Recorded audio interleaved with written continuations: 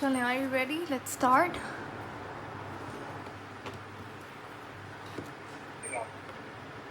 Okay, आज हमारा topic है कार्बोहाइड्रेट्स, राइट?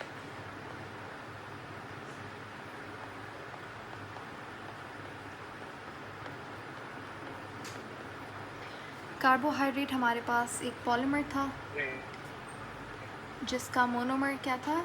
मोनोसेक्राइड। खैर, आज हम इसको डिटेल में डिस्कस करेंगे। आज की क्लास कार्बोहाइड्रेट के हवाले से होने वाली है। कार्बोहाइड्रेट्स को जनरली कहा जाता है पॉली हाइड्रोक्सी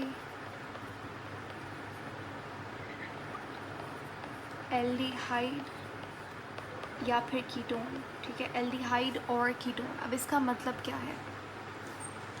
देखें, हमारे पास कार्बोहाइड्रेट के अंदर 3 एलिमेंट्स होते हैं मेनली, एक कार्बन, हाइड्रोजन और ऑक्सीजन।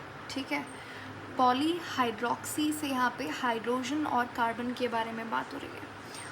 अब एल्डिहाइड और कीटोन से क्या मुराद है? ये हमारे पास फंक्शनल ग्रुप होता है। जैसे अल्कोहल एक फंक्शनल ग्रुप है, तो उसी तरीके से एल्डिहाइड आपके पास एक फंक्शनल ग्रुप है।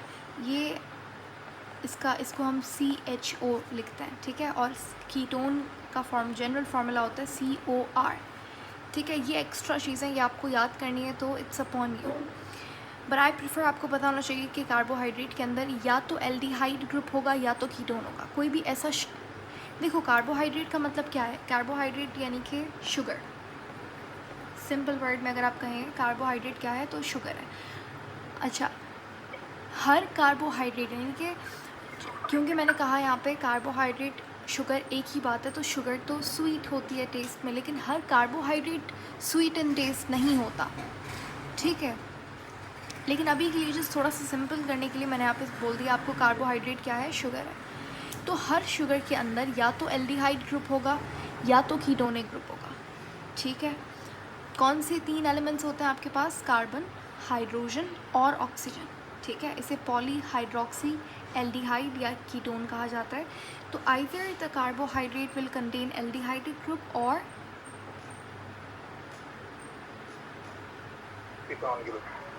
कीटोनिक। ठीक है, तो या तो जो शुगर है वो आपके पास कीटोनिक शुगर होगी या तो वो एक एल्डिहाइडिक शुगर होगी। जनरली क्या होता है, ज़्यादातर शुगर आपके पास, जो ज़्यादातर कार्बोहाइड्रेट्स कैसे होते हैं, एल्डिहाइडिक होते हैं। तो एल्डिहाइडिक ज़्यादा होता है, कीटोनिक कम होता है।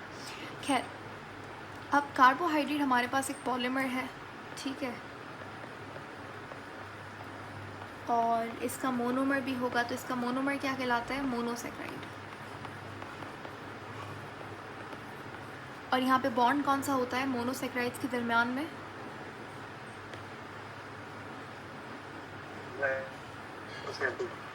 ग्लाइकोसिलिक लिंकेज या फिर ग्लाइकोसिलिक बॉन्ड।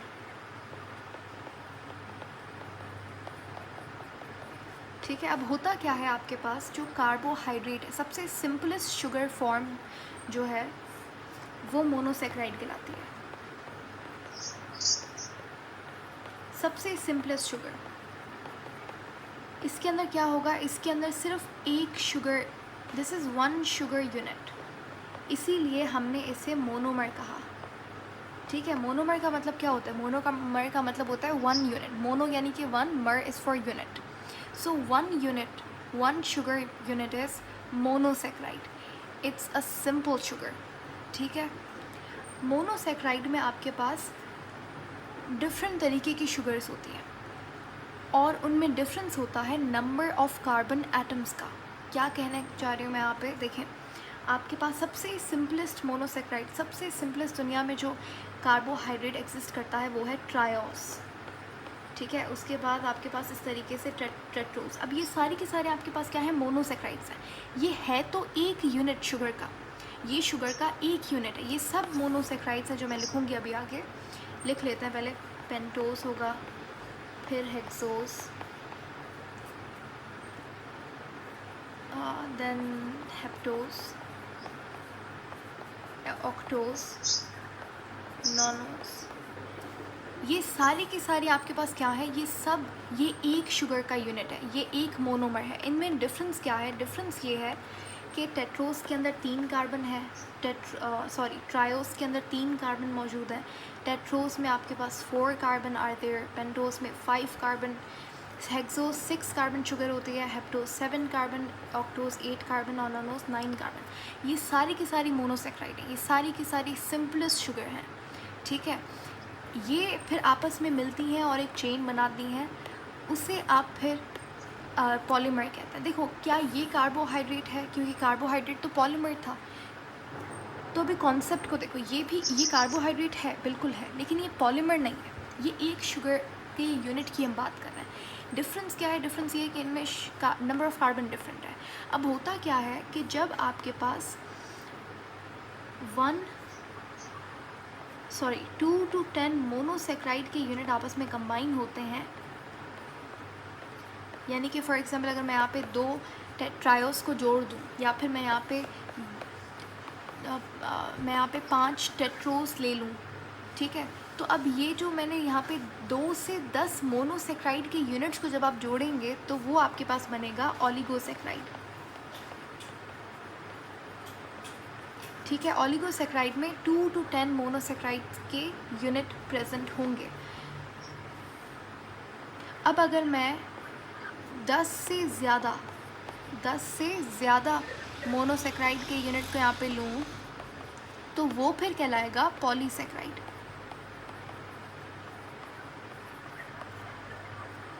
ठीक है। अब हम लोग यहाँ पे कुछ एग्जांपल्स को डिस्कस करते हैं, उन एग्जांपल्स से आपको अच्छे से समझ आ जाएगा what I am trying to say. अच्छा, जब आप बात करते हैं ना ओलिगोसेक्राइड्स की, उसमें क्या होता है कि अगर आपके पास 2 मोनोसेक्राइड हैं, ठीक है, अगर 2 मोनोसेक्राइड हैं इस तरीके से, तो ये कहलाएगा डाइसेक्राइड, ठीक है। अगर मैंने कितना बोला, ओलिगोसेक्राइड में 2 से 10 मोनोसेक्राइड के यूनिट हो सकते हैं। तो अगर 2 यूनिट हैं मोनोसेक्राइड के, अब ये कोई भी हो सकता है, ये ट्रायोस भी हो सकता है, टेट्रोस, कोई भी आप मोनोमर ले लो, कोई भी मोनोसेक्राइड ले लो। अगर 3 है तो वो ट्राइसेक्राइड हो जाएगा।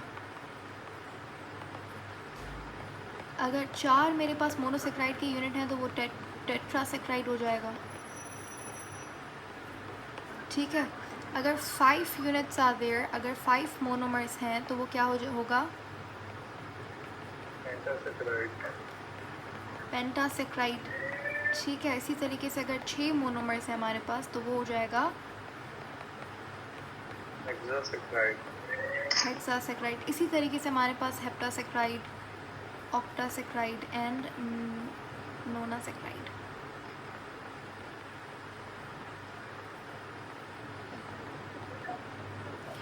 सही है। अब यहाँ पे आपके पास सबसे कॉमन और सबसे इम्पॉर्टेंट आपके पास जो मोनोसेक्राइड्स हैं वो कौन से हैं? वो हैं हेक्सोस, ये बहुत आप कॉमनली पढ़ते हो, ठीक है। इसके बाद पेंटोस भी बहुत ज़रूरी है, पेंटोस भी बहुत इंपॉर्टेंट है।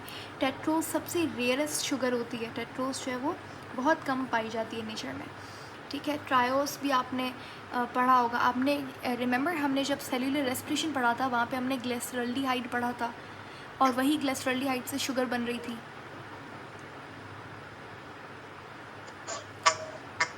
डार्क रिएक्शन याद है? मैम एक मिनट दे देगा।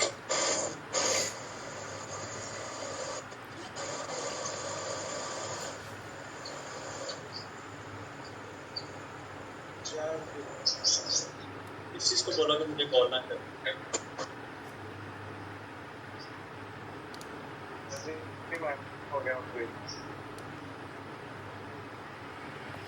Okay, so if you remember dark reaction, if you go back, तो अभी हमारे लास्ट जो चैप्टर था जो हमने कंप्लीट किया था वहाँ पे भी discuss dark reaction Calvin cycle. वहाँ पे क्या था?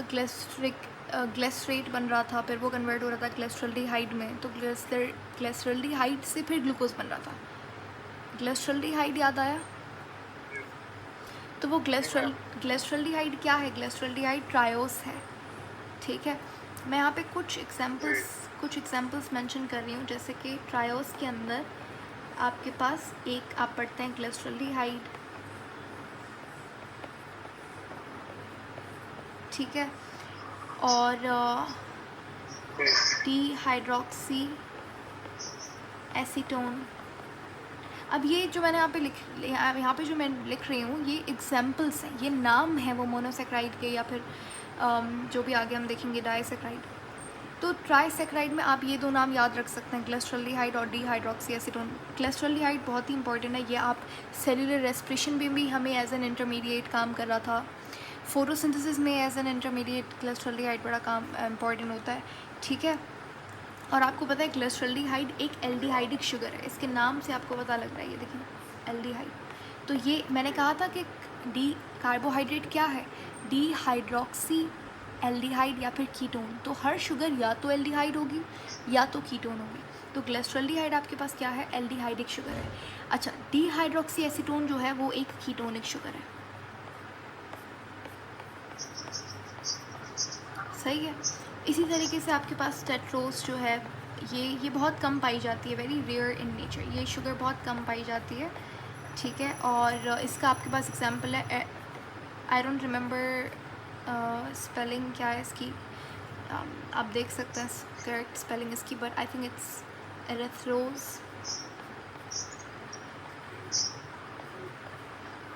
या just check the spelling, ठीक है, confirm that, but it's something related like this.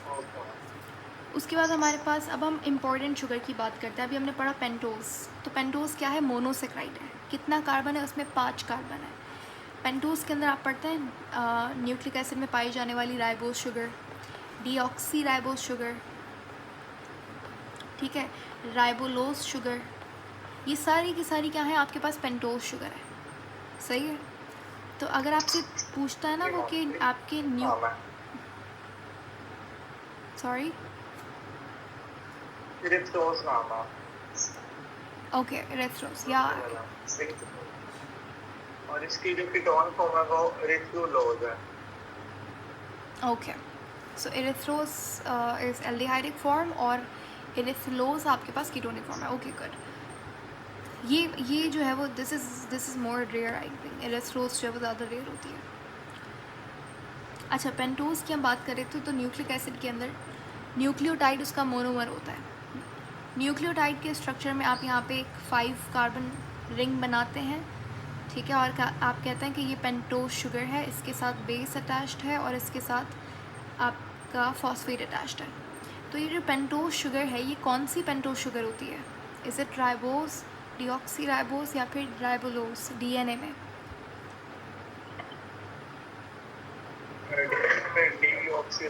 हाँ, डीएनए में कौन सी आपके पास शुगर होगी, डीऑक्सी राइबोस। बेसिकली ये डेरिवेटिव है राइबोस का, बेसिक आपके पास राइबोस फॉर्म ही है, बस उससे हम लोग कार्बन निकाल देते हैं, तो इसीलिए वो डीऑक्सी राइबोस बन जाती है। एक कार्बन से हम ऑक्सीजन निकाल देते हैं, ठीक है, डीऑक्सी राइबोस बन जाती है। तो ये डीएनए में पाई जाती है, ये आरएनए में आपको मिलती है। तो पेंटोस शुगर भी बहुत इंपॉर्टेंट है। उसके बाद सबसे ज़्यादा इंपॉर्टेंट आपके पास नेचर में पाई जाने वाली अबंडेंट मोनोसेक्राइड कौन से हैं, हेक्सोस हैं। ये बहुत इंपॉर्टेंट है। इसमें आपके पास आप पढ़ते हैं ग्लूकोज, सबका फेवरेट, आपने सुना होगा कार्बोहाइड्रेट क्या है, तो ग्लूकोज है। बुक्स में लिखा हुआ होता है what is the monomer of carbohydrate, glucose is the monomer, जबकि असल में मोनोसेक्राइड इज़ द मोनोमर, ठीक है। लेकिन क्योंकि ग्लूकोज इतना कॉमनली इस्तेमाल होता है और सबको पता भी है ग्लूकोज क्या है, तो इसीलिए ग्लूकोज हेक्सोस है आपके पास, ठीक है। It's one of the monomers of carbohydrate, depending on आप कौन से पॉलीसेकेराइड के बारे में बात कर रहे हो, ठीक है। क्योंकि अभी हमने पढ़ा हर पॉलीसेकेराइड का डिफरेंट मोनोमर होगा, ठीक है, वो अभी हम पढ़ते हैं आगे, सही है। तो है आपका हेक्सोस का मतलब इसमें कार्बन कितने होंगे, 6 कार्बन होंगे। हेक्सोस हो गई, फ्रक्टोस हो गई और लैक्टोस नहीं, गैलेक्टोस, ये 3 आपके पास, आपको ये नाम याद करने होंगे, ये आपके पास हेक्सोस शुगर्स हैं, ठीक है, ग्लूकोज, फ्रक्टोस और गैलेक्टोस, ठीक है।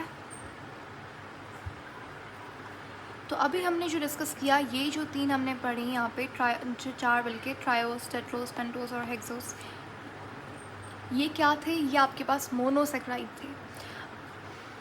अब अगर आप यहाँ पे बात करें इसके बारे में, ओलिगोसेक्राइड्स के बारे में, तो यहाँ पे सबसे कॉमन आपके पास ओलिगोसेक्राइड कौन सा है,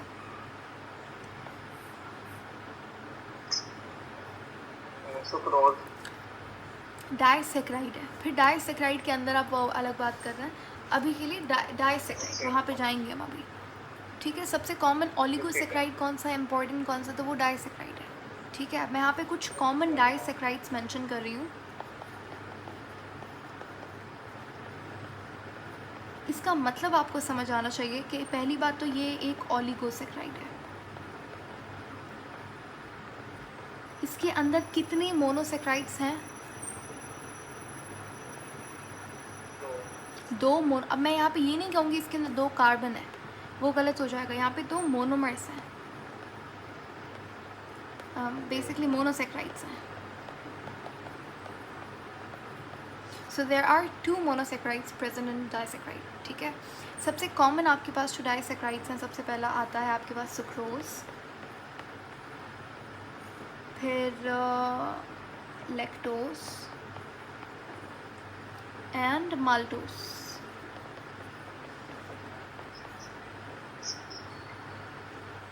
सही है।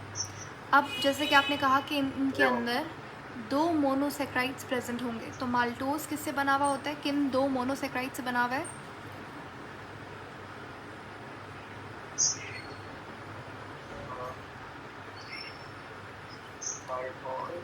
ग्लूकोज प्लस ग्लूकोज, ठीक है। Sucrose is made up of glucose plus fructose, और लैक्टोज किससे बना हुआ है, ग्लूकोज प्लस गैलेक्टोज, ठीक है। अब अगर आप देखो एक चीज़ इनमें कॉमन है कि ये सारे के सारे क्या हैं, कौन से मोनोसेक्राइड्स हैं ये हेक्सोज है सारे, ठीक है। अच्छा, 1-2 मैं इंपॉर्टेंट यहाँ पे चीज़ें आपको बताऊँ। माल्टोज जो है ना, ये आपके पास जो शुगर है, बेसिकली 2 ग्लूकोज के यूनिट जब आपस में मिलेंगे तो वो माल्टोज कहलाएगा। माल्टोज को तोड़ने के लिए आपके पास कौन सा एंजाइम इस्तेमाल होता है, माल्टेज, सही है। एज लगा दिया मैंने लास्ट में, तो माल्टेज है, जैसे लैक्टोज के लिए लैक्टेज होगा, सही है। माल्टोज जो है, फॉर एग्जाम्पल अगर आप बात करें राइस की, चलो ठीक है, राइस में कौन सा पॉलीसेक्राइड होता है, stored form of sugar in plants कौन सी होती है, स्टार्च, ठीक है। अब स्टार्च एक पॉलीसेक्राइड है, वो हमने अभी डिस्कस नहीं किया पॉलीसेक्राइड्स को, लेकिन मैं आपको ऐसे यहाँ पे मेंशन कर रही हूँ कि स्टार्च एक पॉलीसेक्राइड का मतलब क्या है कि जब 10 से ज़्यादा मोनोसेक्राइड की चेन हो तो वो पॉलीसेक्राइड होगी। तो ये एक बहुत ही अच्छा, हर पॉलीसेक्राइड का अपना मोनोमर होता है। तो स्टार्च किससे बना हुआ है, स्टार्च आपके पास बना हुआ है ग्लूकोज से।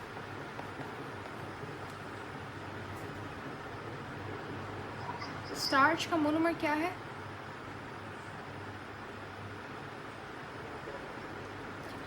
स्टार्च का मोनोमर है ग्लूकोज, ठीक है। अब बेसिकली होता ये है, इसको हम डिटेल में डिस्कस करेंगे। बेसिकली स्टार्च जो है आपके पास अमाइलोज और अमाइलोपेक्टिन से बना हुआ होता है, वो फिर ग्लूकोज से बने होते हैं। तो प्राइमरी इसका मोनोमर क्या है, ग्लूकोज है। अभी के लिए आप इतना समझो, इसका मोनोमर ग्लूकोज है। तो बेसिकली जब आप स्टार्च को तोड़ेंगे तो आपके पास ग्लूकोज आपको मिलेगा। Starch is a very long chain of glucose, ठीक है।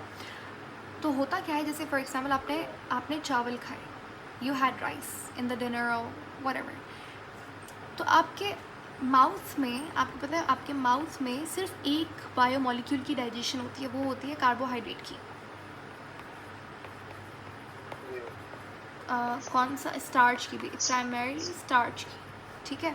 आपके माउथ में कौन सा एंजाइम प्रेजेंट होता है, अमाइलेज, जिसको टाइलिन भी कहते हैं,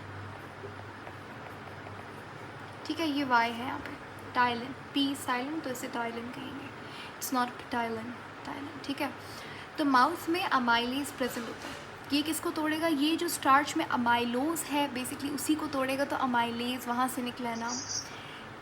समझ आ गई बात कि माउथ में अमाइलेज है। तो होता क्या है, सबसे आप कोई भी जैसे लिपिड हो गया, प्रोटीन हो गया, वो सारा आपका स्टमक में, स्मॉल इंटेस्टाइन, यहाँ पे टूटना शुरू होता है। सिर्फ कार्बोहाइड्रेट माउथ में उसका ब्रेकडाउन होता है, केमिकल ब्रेकडाउन होता है, ठीक है। तो होता क्या है, ये जो अमाइलेज होता है ये स्टार्च को तोड़ता है, तो क्या बनेगा,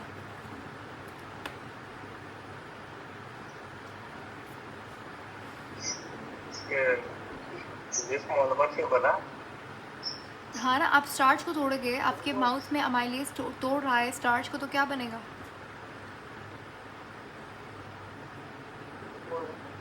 हाँ, लेकिन ऐसा होता नहीं है। क्या होता है, आपकी बॉडी जो है वो बहुत ही आहिस्ता आहिस्ता मज़े लेकर हर चीज़ को तोड़ रही होती है।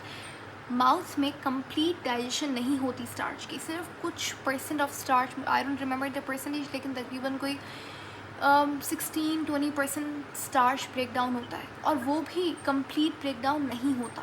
यानी कि ये जो लॉन्ग चेन है ग्लूकोज की, ये सिर्फ ये डाइसैकराइड में टूटती है, तो बेसिकली माल्टोज बनता है। ठीक है, ये मैं आपको बताना चाह रही थी कि माउथ में जब स्टार्च ब्रेक डाउन होगा तो वो ग्लूकोज में नहीं कन्वर्ट होगा, वो माल्टोज में कन्वर्ट होगा। ठीक है, और ये माल्टोज फिर आगे जाके आपका स्टमक में जब डाइजेशन होगी तो ये फिर आगे जाके ग्लूकोज में टूटता है। इतनी बात समझ आ गई?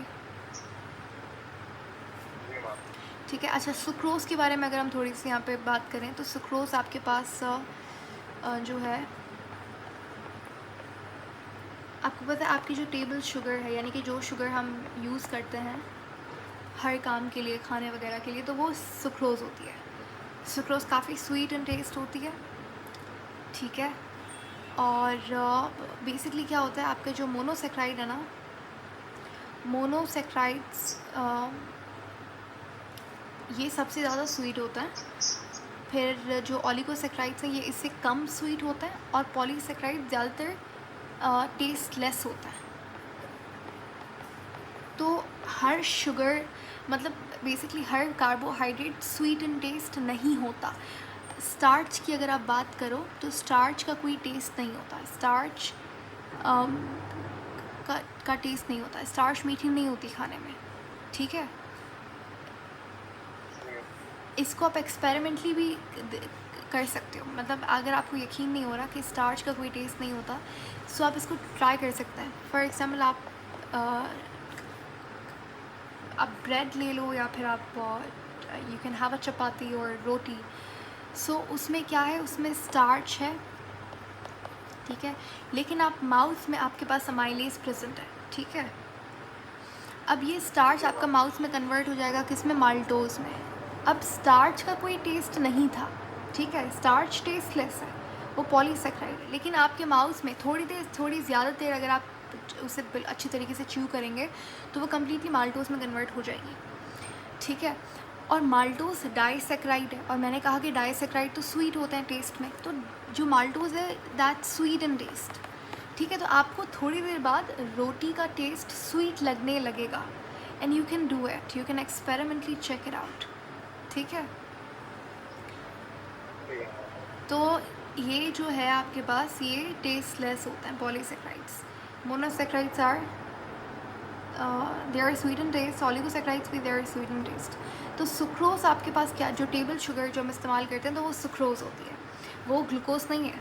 ठीक है, वो सुक्रोज है। तो ये हर शुगर का एक पर्टिकुलर काम है। अगर आप बात करो इसी तरीके से लैक्टोज के बारे में, लैक्टोज बनी हुई होती है किससे, ग्लूकोज और गैलेक्टोज से। इसे आप मिल्क शुगर कहते हैं। ठीक है, और इसका भी इतना ख़ास कोई टेस्ट नहीं होता। अगर आप मिल्क कंज्यूम करें तो बेसिकली उसमें कोई स्वीट टेस्ट नहीं होता। तो उस मिल्क में जो शुगर होती है वो लैक्टोज होती है। ठीक है, और लैक्टोज को आप तोड़ेंगे तो आपके पास ग्लूकोज और गैलेक्टोज मिलेगा। अच्छा, एक और चीज़, मिल्क शुगर हमेशा याद रखना है आपने, ये एक इम्पॉर्टेंट चीज़ है कि ये क्या है, ये लैक्टोज है, इसका मोनोमर आपको याद होना चाहिए। और दूसरी बात, मिल्क प्रोटीन, मिल्क प्रोटीन का नाम क्या होता है,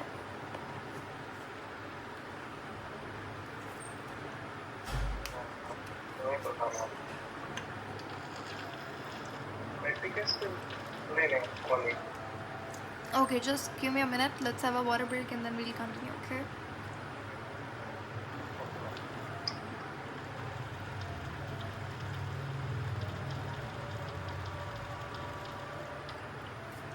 okay, हाँ, मिल्क प्रोटीन हमारे पास होता है कैसीन।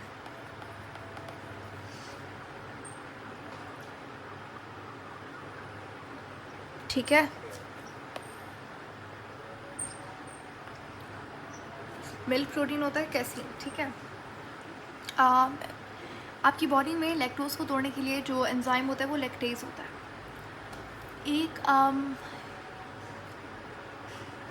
एक स्टडीज़ हैं कुछ, वो कहती हैं कि जैसे जैसे आप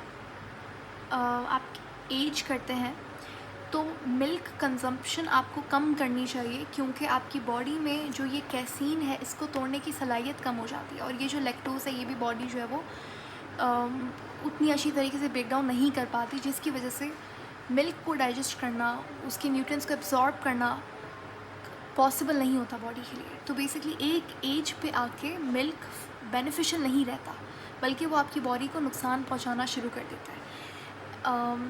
When I first came to know about this fact, तो that was bit shocking for me as well। ठीक है, तो मिल्क हमें पता है कि हम लोग बचपन से सुनते हैं it's very good for our bones, इसके अंदर कैल्शियम होता है, उसके बाद इसके अंदर प्रोटीन होता है, विटामिन डी का बहुत अच्छा सोर्स है। तो ये सारी चीज़ें तो एक तरफ, लेकिन एक एज पे आके मिल्क जो है वो बेनिफिशियल नहीं रहता। ठीक है, जस्ट अ फैक्ट मेरे दिमाग में आ गया तो I just shared it. Anyways, तो ये थी यहाँ पे आपके पास कुछ पॉइंटर्स डाइसैकेराइड के हवाले से। अब हम यहाँ पे पॉलीसैकेराइड की अगर बात करें तो पॉलीसैकेराइड्स को हमें एक एक करके देखना है, बट जो भी यहाँ पे पॉइंट्स मेरे पास रह गए हैं जो मैंने नहीं मेंशन किए वो मैं यहाँ पे शेयर कर देती हूँ। जब आप बात करते हैं मोनोसैकेराइड की, तो आपसे इसका कॉमन फार्मूला पूछ सकता है। मोनोसैकेराइड्स का जनरल फार्मूला जो है वो क्या होता है, CH2ON। ठीक है, इसे आप CnH2nON भी लिख सकते हैं। N क्या है, N is for number of carbon. जैसे कि अगर हम बात करें ग्लूकोज की, तो ग्लूकोज में कितने कार्बन हैं, 6 कार्बन। ठीक है, तो यहाँ पे जब आप N की वैल्यू पुट करेंगे तो ये क्या हो जाएगा, C6, 2 × 6 would be 12 and O6। तो ये फार्मूला है ग्लूकोज का। इसी तरीके से आप पेंटोज का फार्मूला निकाल सकते हैं, C5H10O5। उसके अंदर 5 कार्बन थे। ठीक है, तो ये जनरल फार्मूला जैसा आपको थोड़ा सा याद रखना है, ये मोनोसैकेराइड्स का जनरल फार्मूला है। ठीक है, अच्छा, उसके बाद हमारे पास जैसे कि मैंने बताया कि पॉलीसैकेराइड्स की जब आप बात करते हैं तो पॉलीसैकेराइड में हमारे पास जो कॉमन पॉलीसैकेराइड्स हैं, सबसे पहले आता है स्टार्च का नाम। आपने देखा होगा कभी भी आपने अगर have you ever cut potatoes, या फिर आपने देखा होगा एक वाइट सी कास्ट जब आप आलू को काटते हैं तो दिखती है, विजिबल होती है, तो वो क्या होता है, वो स्टार्च होता है। ठीक है, जैसे हमारी बॉडी में ग्लूकोज जो है वो स्टोर होता है ग्लाइकोजन की फॉर्म में, वैसे ही प्लांट में जो स्टोर्ड फॉर्म ऑफ ग्लूकोज होती है ना, वो स्टार्च होती है। ठीक है, तो ये स्टोरेज का काम करती है। ठीक है, और स्टार्च को ब्रेक डाउन करने से आपको ग्लूकोज मिलता है। डायरेक्टली नहीं, आप पहले माल्टोस में टूटेगा फिर ग्लूकोज में, इस तरीके से। लेकिन स्टार्च का मोनोमर क्या है, ग्लूकोज है। लेकिन स्टार्च में असल में आपके पास 2 मोनोमर्स होते हैं। ठीक है, एक अमाइलोज। अमाइलोज क्या है, बेसिकली आपके पास ग्लूकोज की एक चेन है। ठीक है, और अमाइलोपेक्टिन। तो starch is made up of amylose और अमाइलोपेक्टिन। दोनों में डिफरेंस क्या है, डिफरेंस ये है कि जो अमाइलोज है वो है आपके पास एक, आप समझ लें, अनब्रांच्ड चेन है। ठीक है, और जो अमाइलोपेक्टिन है वो ब्रांच्ड ग्लूकोज चेन है। बस ये डिफरेंस है। हाँ, बॉन्डिंग का भी डिफरेंस होता है वैसे, सही है। तो अमाइलोज जो है वो अनब्रांच्ड चेन है ग्लूकोज की। असल में इसका मोनोमर दोनों का यहाँ पे क्या है, ग्लूकोज ही है। Ultimately glucose is the monomer. ठीक है, लेकिन अमाइलोज अनब्रांच्ड ग्लूकोज की चेन है और जो अमाइलोपेक्टिन है वो ब्रांच्ड ग्लूकोज की चेन है। बॉन्डिंग का डिफरेंस ये है कि ग्लूकोज में ये आपको याद करने की ज़रूरत नहीं है, लेकिन जस्ट मैं आपको बता रही हूँ कि अमाइलोज में आपके पास बॉन्डिंग जो है वो 1,4 ग्लाइकोसिलिक लिंकेज होता है। इसमें 1,4 भी होता है और अल्फ़ा 1,6 ग्लाइकोसिलिक लिंकेज भी होता है, ठीक है। ज़्यादातर पॉलीसेक्राइड्स जो है वो आपके पास ब्रांच्ड होता है, ज़्यादातर पॉलीसेक्राइड्स, लेकिन स्टार्च में अनब्रांच्ड कंपोनेंट भी आ रहा है। आपके माउस में जो मैंने अभी एंजाइम बताया था कौन सा,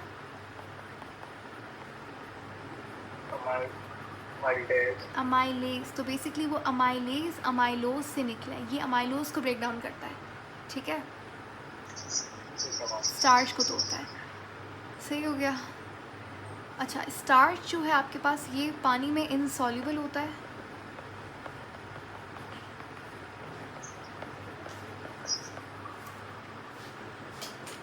इसके अलावा आपके पास असल में स्टार्च, ये जो स्टार्च है इसके अंदर दो कंपोनेंट्स है, अमाइलोज और अमाइलोपेक्टिन, और इन दोनों की सॉल्युबिलिटी जो है वो अलग है। मतलब यहाँ पे मैंने इनसॉल्युबल लिखा है, लेकिन दिस इज़ फॉर अमाइलोपेक्टिन। ये कुछ ये एक्स्ट्रा पॉइंट्स हैं, ठीक है। यहाँ तक जो मैंने चीज़ें आपको बताई वो आपको याद होनी चाहिए, लेकिन ये मैं एक्स्ट्रा यहाँ पे मेंशन कर रही हूँ कि अमाइलोज जो है ये सॉल्युबल होता है सिर्फ हॉट वाटर में, लेकिन अमाइलोपेक्टिन जो है वो इनसॉल्युबल होता है, कम्प्लीटली इनसॉल्युबल होता है। हॉट कोल्ड जो भी आप H2O ले लो, लेकिन यहाँ ये इनसॉल्युबल ही रहेगा, ठीक है। तो ये स्टार्च के बारे में आपको इतनी बातें पता होनी चाहिए। क्लियर हो गया? एनी क्वेश्चन सो फार?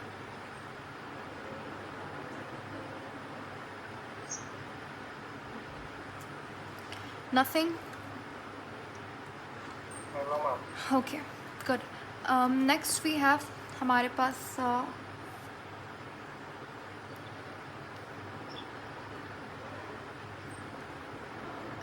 ग्लाइकोजन, ठीक है। एक और चीज़ मुझे यहाँ पे मेंशन करनी थी, वो ये थी कि ओके, जैसे मुझे याद आती है तो I just right it down. तो अभी हम लोग अभी बात करते हैं ग्लाइकोजन के बारे में। अब हमारे अंदर अगर आप ह्यूमन की बात करो तो ग्लूकोज जो है ये जाके एक्यूमुलेट होता है लिवर में और मसल सेल में, ठीक है। और ये बेसिकली क्या होता है, स्टोर होता है। तो stored form of glucose in human वो क्या है, वो ग्लाइकोजन है। वो ग्लाइकोजन की सूरत में स्टोर होता है। ग्लाइकोजन खुद एक पॉलीसेक्राइड है, ये बेसिकली ग्लूकोज की बहुत लंबी चेन है। इसमें ऐसा कोई अमाइलोज अमाइलोपेक्टिन ऐसा कुछ भी नहीं होता। ग्लूकोज की बहुत लंबी सी एक पॉलीसेक्राइड चेन वो कहलाती है ग्लाइकोजन, ठीक है। अब ग्लाइकोजन जो है इसका काम भी स्टोरेज होता है, और glycogen is also called as animal starch. इसे एनिमल स्टार्च क्यों कहते हैं, क्योंकि स्टार्च क्या है आपके पास, स्टार्च है स्टोर्ड फॉर्म ऑफ ग्लूकोज। तो एनिमल्स वर्ल्ड के अंदर जैसे स्टार्च प्लांट में स्टोरेज का काम करी थी, वैसे एनिमल्स में हमारे अंदर ग्लाइकोजन स्टोरेज का काम करी, तो हम लोग इसे एनिमल स्टार्च कह सकते हैं, ठीक है। अच्छा, जो ग्लाइकोजन होती है वो अनब्रांच्ड है या ब्रांच्ड है?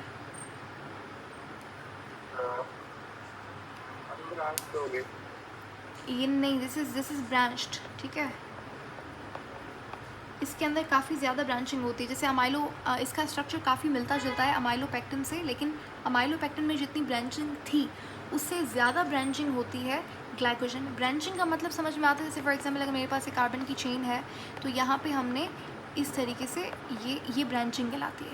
यानी कि पेरेंट से जो चेन है आपके पास, उससे जब यहाँ पे ये R होगा लगा हुआ रेडिकल ग्रुप, यहाँ पे कुछ भी हो सकता है, तो ये ब्रांचिंग कहलाती है। तो ग्लाइकोजन का structure is very similar to amylopectin, लेकिन इसके अंदर ब्रांचिंग अमाइलोपेक्टिन से भी ज़्यादा होती है, कम होती है?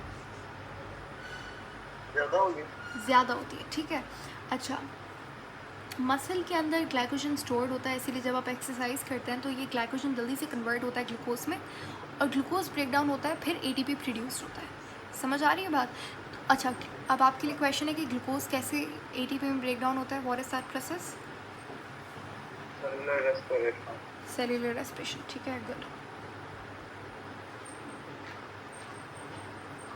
अच्छा, जैसे फॉर एग्जांपल आप फास्ट कर रहे हैं, यू आर फास्टिंग, उस केस में क्या होता है, आपकी बॉडी जो है ये स्टोर्ड शुगर जिसे हमने ग्लाइकोजन कहा, इस ग्लाइकोजन को तोड़ती है और बनाती है ग्लूकोज, ठीक है, और इस तरीके से आपकी body can survive for few hours. यहाँ पे जो एंजाइम इस्तेमाल होता है ग्लाइकोजन को ग्लूकोज में कन्वर्ट करने के लिए, वो कौन सा है?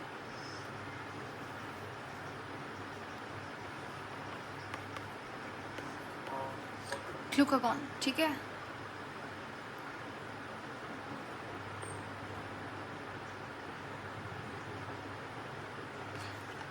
अच्छा, एक चीज़ मैंने अभी कही यहाँ पे कि ये जो एंजाइम यूज़ हो रहा है ये ग्लाइकोजन है, ये सही बात है?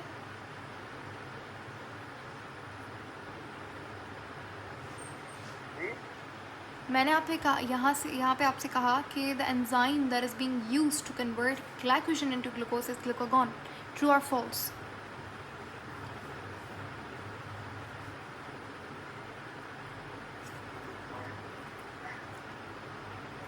रिपीट करिएगा क्वेश्चन दोबारा से। Enzyme that is being used to convert glycogen into glucose is glucagon. ये नाम बिल्कुल ठीक है, इसमें कोई मसला नहीं है, ग्लूकागॉन ही होता है। टर्म में खराबी है क्योंकि एंजाइम कभी भी यूज तब नहीं होता। यहाँ पे मतलब you are very close. Basically enzyme नहीं, ये हार्मोन है, ठीक है। एंजाइम नहीं, मैंने गलती से एंजाइम कह दिया था and then I turn that into a question, so this is not an enzyme, this is a hormone, ठीक है। अच्छा, इसी तरीके से आपके पास जब ब्लड में क्या होता है, जैसे फॉर एग्जांपल आपने खाना खाया तो वो जो फूड था वो एब्जॉर्ब होता है कहाँ पे? विलाई में। वो प्रेजेंट है कहाँ पे? स्मॉल इंटेस्टाइन में, ठीक है। और स्मॉल इंटेस्टाइन का जो डीऑक्सीजनेटेड ब्लड होता है जिसके अंदर ग्लूकोज अभी बहुत एनरिच्ड है, बहुत ज़्यादा ग्लूकोज है, अभी हमने खाना डाइजेस्ट किया, वहाँ से ग्लूकोज मिली है। तो ये स्मॉल इंटेस्टाइन का जो ब्लड है जिसके अंदर बहुत ज़्यादा ग्लूकोज है, अदर न्यूट्रिएंट्स हैं, वो कहाँ जाता है? ब्लड हार्ट में जाएगा, कहीं और जाएगा? हार्ट तो काफी है नहीं, यहाँ पे मसला है। यहाँ पे बेसिकली क्या होता है कि आपकी बॉडी में 2-3 जगहों पे ऐसे होता है, जब भी किसी एक ऑर्गन का डीऑक्सीजनेटेड ब्लड नॉर्मली क्या होता है? हार्ट में जाता है, बिल्कुल सही बात है, वेन का हिस्सा बनेगा, वेना कावा का, और हार्ट में जाएगा। लेकिन यहाँ पे ऐसा नहीं होगा क्योंकि यहाँ पे स्मॉल इंटेस्टाइन के ब्लड में बहुत ज़्यादा ग्लूकोज है, तो आप ग्लूकोज को सर्कुलेट नहीं कर सकते बॉडी में, तो इसीलिए ये जो ब्लड है स्मॉल इंटेस्टाइन का ये जाता है लिवर में। तो ये जो सर्कुलेशन है इसको कहते हैं हम लोग हेपेटिक पोर्टल सिस्टम।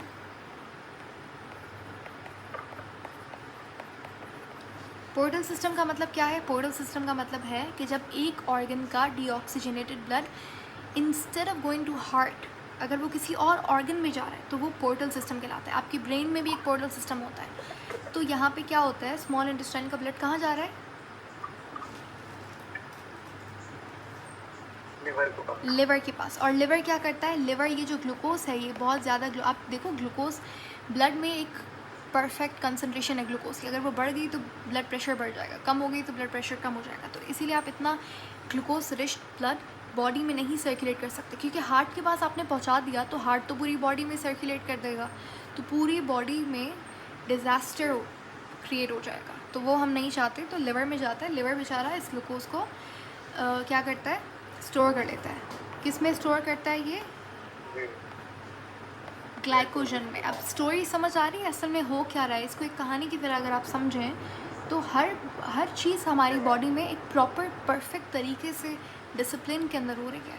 अगर यहाँ पे ये वाला ब्लड बॉडी में चला जाता, हार्ट के पास चला जाता तो मसला हो जाता। तो ये लिवर में जाता है, लिवर में फिर स्टोरेज होती है। अब समझ आया लिवर में क्यों स्टोरेज होती है? चलो मसल का समझ आता है, मसल को एक्सरसाइज करने के लिए रैपिड सप्लाई ऑफ एनर्जी चाहिए, तो इसीलिए ग्लाइकोजन वहाँ पे स्टोर्ड रहता है। लेकिन लिवर में क्यों स्टोर्ड रहता है? लिवर में इसलिए स्टोर्ड रहता है क्योंकि स्मॉल इंटेस्टाइन से डायरेक्टली लिवर में आता है और फिर लिवर उसको बेसिकली ग्लाइकोजन में कन्वर्ट करता है। क्लियर हो गई बात? अच्छा, अब यहाँ पे जो कौन सा हार्मोन होगा जो ग्लूकोज को कन्वर्ट करेगा ग्लाइकोजन में?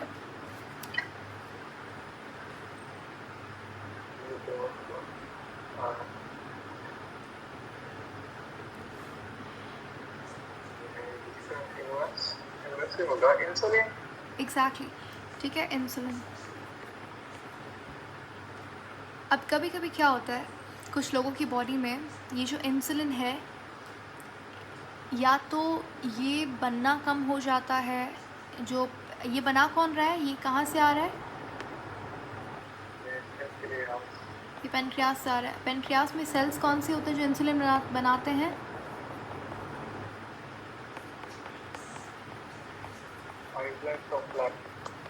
ठीक है, आइलेट्स ऑफ लैंगरहैंस नाम के सेल्स होते हैं पेनक्रियास में। और ये बातें कोई एक्स्ट्रा नहीं है, ये सारी इंपॉर्टेंट चीज़ें, ये आप सब, ये सारा कुछ आप पढ़ेंगे डाइजेशन वाले चैप्टर के अंदर, ठीक है। लेकिन थोड़ा सा कॉन्सेप्ट को क्लियर करने के लिए मैं यहाँ पे सारे नाम आपको बता रही हूँ, आगे भी आपको ही पढ़ना है। तो पेनक्रियास में आइलेट्स ऑफ लैंगरहैंस है, वहाँ से इंसुलिन प्रोड्यूस हो रहा है, ठीक है। Islets of Langerhans basically cluster होता है सेल्स का। तो आइलेट्स ऑफ लैंगरहैंस के अंदर भी डिफरेंट सेल्स होते हैं, अल्फ़ा सेल्स होते हैं, बीटा सेल्स होते हैं, गैमा सेल्स होते हैं। आपको पता है बीटा सेल इंसुलिन बनाता है, और ये जो अल्फ़ा सेल है ना, ये ग्लूकागॉन बनाता है, ठीक है। तो हर हर हर हर चीज़ जो है यहाँ पे बहुत ही एक तरीके से बनी हुई है यहाँ पे। तो बीटा सेल इंसुलिन बना रहा है, अल्फ़ा सेल जो है वो आपके पास ग्लूकागॉन बना रहा है। गैमा सेल्स का भी काम होता है, लेकिन मैं यहाँ पे अभी मेंशन नहीं कर रही, उसका भी उसकी ज़रूरत नहीं है, अभी वहाँ जाने की ज़रूरत नहीं है। सही हो गया। कभी कभी क्या होता है कुछ लोगों की बॉडी में, या तो ये बीटा सेल्स काम करना बंद कर देते हैं, या तो इंसुलिन प्रोड्यूस हो रहा है वो इनफ नहीं है, या तो ज़्यादातर 99% डायबिटीज़ के अंदर क्या होता है, ये जो इंसुलिन बन तो रहा है, लेकिन ये जो इंसुलिन का रिसेप्टर है ये विथ टाइम क्या हो जाता है, किसी भी रीज़न की वजह से डैमेज हो जाते हैं, रिसेप्टर्स नहीं काम करते इंसुलिन के। तो ये जो डायबिटीज़ यहाँ पे होगी, डायबिटीज़ मेलाइटिस जिसे हम कहेंगे, डायबिटीज़ मेलाइटिस टाइप 2। तो उसके पीछे रीज़न क्या होता है, हम लोग कहते हैं कि इंसुलिन नहीं बन रहा उसकी बॉडी में, लेकिन असल में क्या हो रहा था कि जो इंसुलिन के रिसेप्टर्स होते हैं बॉडी में वो काम करना, वो इंसुलिन को नहीं रिकग्नाइज़ कर पा रहे होते, और इस तरीके से वो अपना काम सही से नहीं कर रहा होता, ग्लूकोज की स्टोरेज नहीं हो पाती ग्लाइकोजन में। और फिर जब ग्लूकोज का इंसुलिन नहीं होगा तो क्या होगा, ग्लूकोज कन्वर्ट ही नहीं होगा ग्लाइकोजन। एग्जैक्टली। तो आप क्या होगा, बेसिकली ब्लड में ग्लूकोज बढ़ गया, इंसुलिन नहीं है, ब्लड में ग्लूकोज बढ़ गया, पूरी बॉडी जो है वो इस बात से गुस्सा है, मतलब ये बॉडी को बात अच्छी नहीं लग रही है, ब्लड को भी ये बात अच्छी नहीं लग रही, क्योंकि ब्लड में एक पर्टिकुलर रेंज है, मेरे ख्याल से 10 पता नहीं कुछ grams of glucose is present पर मिलीलीटर ऑफ ब्लड, और तकरीबन गाना खाली पेट 110 मिलीग्राम और 110 मिलीग्राम, ये तो नहीं होगा, सम मिलीग्राम पर ml ऑफ ब्लड, इस तरीके से होगा इसका यूनिट, ठीक है। ये आप वैल्यू देख सकते हो if you want to know. And अगर परसेंटेज की बात करें तो हमारा ब्लड के अंदर नॉर्मली 10% ग्लूकोज रहता है, उससे ज़्यादा होगा तो फिर वो मसला है, वो फिर डायबिटीज़ वाली कंडीशन। अब होता क्या है, जिनको डायबिटीज़ है उनकी बॉडी में जब ग्लूकोज ज़्यादा हो जाता है तो उस केस में फिर क्या होता है, वो आपकी बॉडी जो है, जो डायबिटिक पेशेंट है उसकी बॉडी से ग्लूकोज, अभी ग्लूकोज यहाँ से ब्लड कह रहा है यहाँ से निकालो क्योंकि ब्लड प्रेशर इंक्रीज़ हो रहा है, यहाँ से ग्लूकोज निकालो, तो उनके फिर बॉडी में क्या होता है, वो यूरिन से ग्लूकोज को पास कर रहे होते हैं, ठीक है। ये मिलीग्राम पर मैंने जाना डेसीलीटर बता दिया। अच्छा, मिलीग्राम डेसीलीटर बता दिया था आपको। Okay, so you can confirm this, ठीक है। ये अगर आपको जानना है तो this is I guess some, मुझे भी नहीं याद आ रही। मिलीग्राम पर डेसीलीटर अगर हम लें तो 100 से 110 तक फास्टिंग में, और आफ्टर मील 170 से 200 तक है जो नॉर्मल मसाला। अच्छा, so give me a second, मैं आपको कंफर्म करके बता दूं mg पर ml में क्या होगा।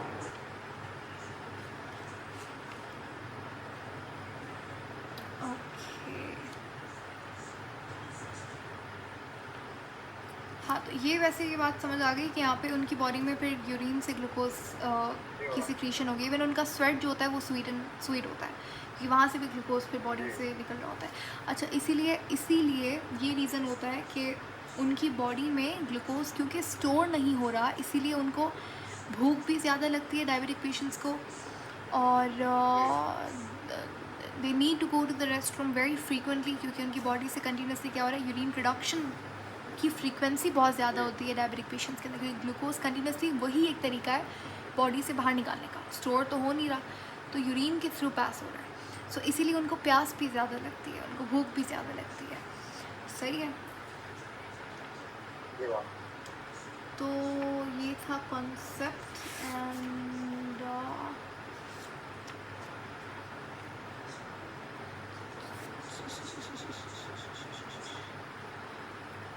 चले, I'll confirm this and I'll let you know in the group, ठीक है।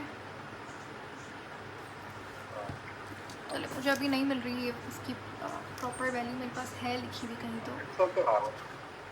चले मैं कंफर्म करके ओके, चले ग्लाइकोजन हमारे पास हो गया।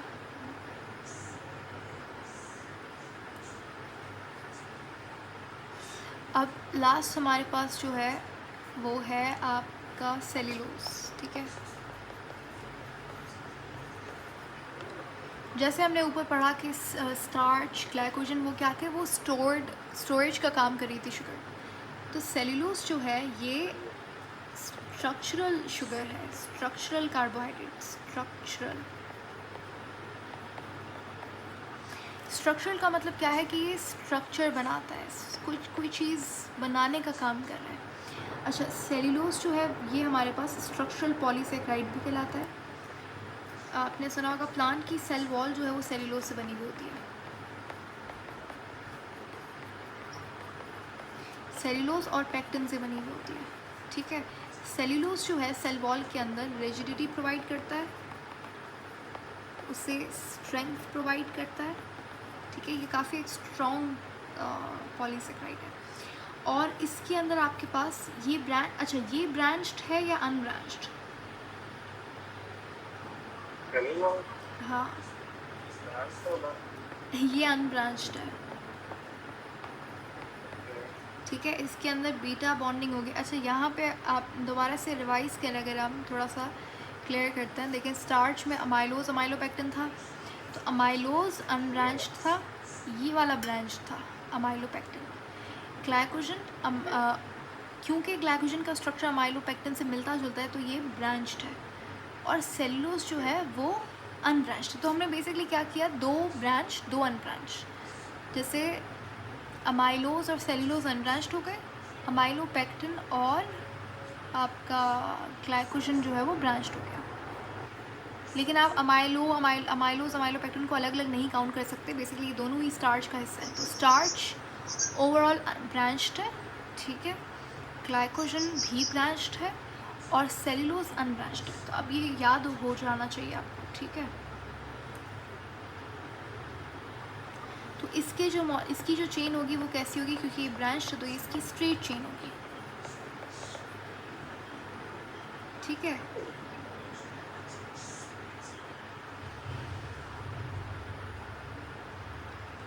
अच्छा, उसके बाद हमारे पास इफ़ यू नो दिस, तो सेल्यूलोज जो है सबसे अबंडेंट शुगर है, सबसे अबंडेंट कार्बोहाइड्रेट है। जैसे हमने पढ़ा था कि अबंडेंट प्रोटीन कौन सा होता है, कोलेजन होता है, ठीक है। इन एनिमल्स वर्ल्ड कोलेजन होता है, वैसे रुबिस्को होता है। सेल्यूलोज जो है वो अबंडेंट कार्बोहाइड्रेट है। अच्छा, सेल्यूलोज जो चलो प्लांट में होता है, एनिमल्स में सेल्यूलोज नहीं होता, हमारी बॉडीज़ में सेल्यूलोज नहीं होता। तो हमारे अंदर एनिमल्स वर्ल्ड के अंदर सबसे अबंडेंट कार्बोहाइड्रेट कौन सा है? ग्लाइकोजन होगा, काइटिन।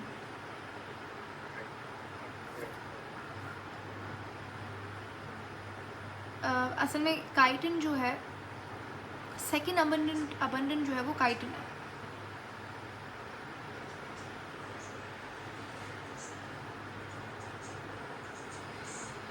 ठीक है।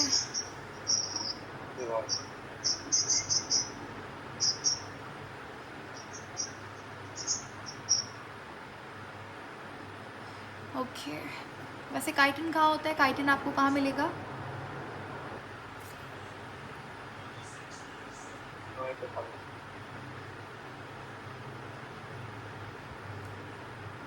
काइटिन इज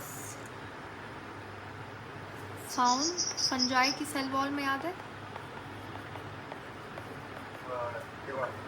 फंजाई की सेल वॉल में। इसके बाद जो आर्थ्रोपोडा है उसका जो एक्सोस्केलेटन होता है वहाँ पे आपको काइटिन मिलेगा, ठीक है।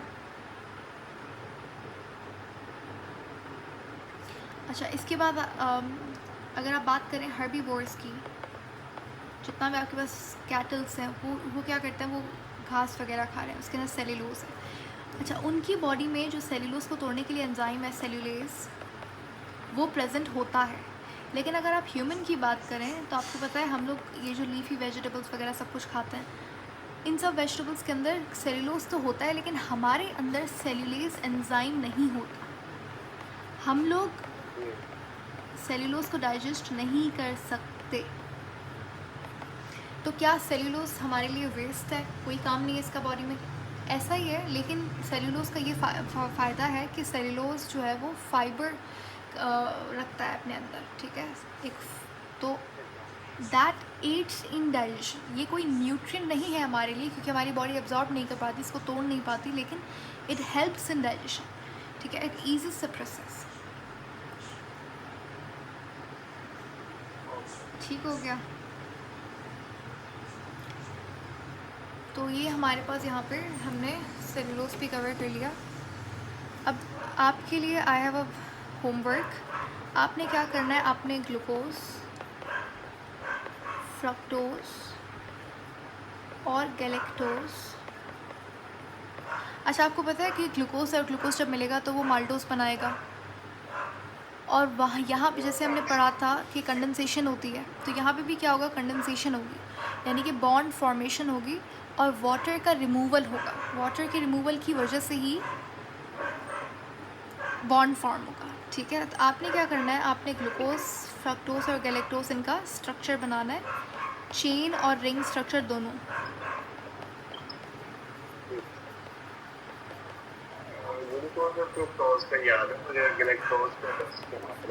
ठीक है, ये अच्छा, ग्लूकोज जो है वो एल्डिहाइडिक शुगर होती है, फ्रक्टोज कीटोनिक है और गैलेक्टोज भी एल्डिहाइडिक है। तो आपको ये पता होना चाहिए ग्लूकोज और गैलेक्टोज में अगर दोनों ही एल्डिहाइडिक है यानी कि ग्रुप तो सेम है, फिर क्या डिफरेंस है इन दोनों में, ठीक है। एक कार्बन जो है इन दोनों में अलग होता है, तो ये आप थोड़ा सा देखिएगा, याद करने की ज़रूरत नहीं है यहाँ पे इनका स्ट्रक्चर, जस्ट आपको पता होना चाहिए कि अच्छा ये यहाँ पे एल्डिहाइड आएगा, यहाँ पे कीटोन आएगा, ठीक है।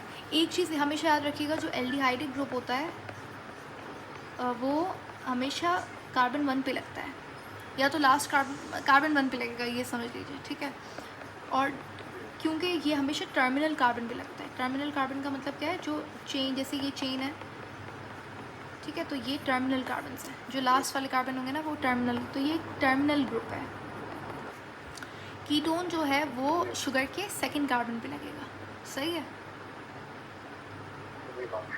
तो अगर मेरे पास अगर ये ग्लूकोज की चेन है यहाँ पे 6 कार्बन वाली,